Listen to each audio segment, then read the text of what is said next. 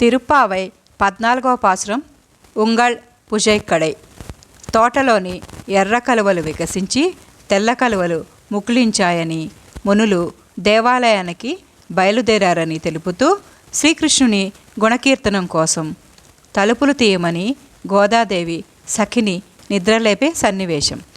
శంఖచక్రధారి అయిన పద్మాక్షుని కీర్తించి వ్రతం ఫలించేలా చేద్దామని ఈ పాసురం చెబుతుంది. 14వ పాసురం. ఆండాళ్ దివ్య తిరువడిగళే శరణం. ఉంగళ్ పుజైక్కడే తోటత్తు వావియుళ్ செங்கல் நீர்வாய் நெஜுகிந்து அம்பலவாய் கும்பினகான் செங்கல் பொடிக்கூரை வெண்பல் தவத்தவர் தங்கள் திருக்கோயில் செங்கிடுவான் போகின்றார் எங்களை முன்னம் எஜுப்புவான் வாய் பேசும் நங்காய் எஜுந்திராய் நாணாதாய் நாவுடையாய் செங்கொடு செக்கர மேந்தும் தடக்கையன் పుంగయక్కన్నానే పాడేలో రెంబావాయ్. గోదాదేవి నిద్రపోతున్న సఖిని ఇలా లేపుతుంది. ఓ సఖీ, నిద్రలే. నీ పెరటిలోని తోటలో ఉన్న కోనేరులో ఎర్ర కలువలు విచ్చుకున్నాయి, నీలోత్పలాలు ముకుళించుకున్నాయి. కాషాయ వస్త్రాలు ధరించిన మునులు యోగులు దేవాలయాల తలుపులు తీయడానికి వెళుతున్నారు.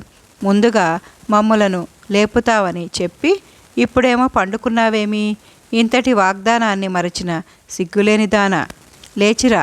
శంఖచక్రాలను ధరించినవాడు, విశాలమైన భుజాలు కలవాడు, పద్మము వంటి కన్నులు కలవాడైన ఆ శ్రీకృష్ణుని కీర్తిద్దాము పద.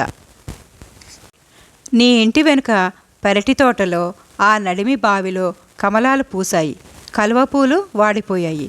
తెల్లటి పలువరుస గల జియరు స్వాములు ఎర్రని కాషాయ వస్త్రములను ధరించి నుదుట నామములు దిద్దుకొని శంఖాలను పూరిస్తూ దేవాలయాలకు వెళ్తున్నారు. మమ్మల్ని ముందుగా పొద్దునే లేపుతావని బీరాలు పలికి ఇప్పుడు నిద్రపోతున్నావా? దంభాలు పలుకుతావు, సిగ్గులేదా? శంఖ చక్ర గదాధరుని, పద్మముల వంటి కన్నులు కలవానిని, విశాలమైన వక్షస్థలం కలవానిని అయిన ఆ పరమాత్మని కీర్తించుదాం. నిద్రలే.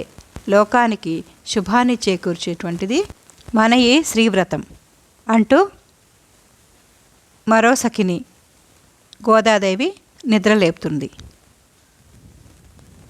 నా ఈ వీడియో కనుక మీకు నచ్చితే ప్లీజ్ ఒక లైక్ చేసి షేర్ చేసి సబ్స్క్రైబ్ చేసుకోండి. మిగిలిన పాసురాలను వినాలంటే వాటి అర్థాలను తెలుసుకోవాలనుకుంటే బెల్ ఐకాన్ని యాక్టివేట్ చేసుకోండి. తిరిగి రేపటి పాసురంలో మళ్ళీ కలుద్దాం. నమస్కారం. సర్వేజన సుఖినో భవంతు.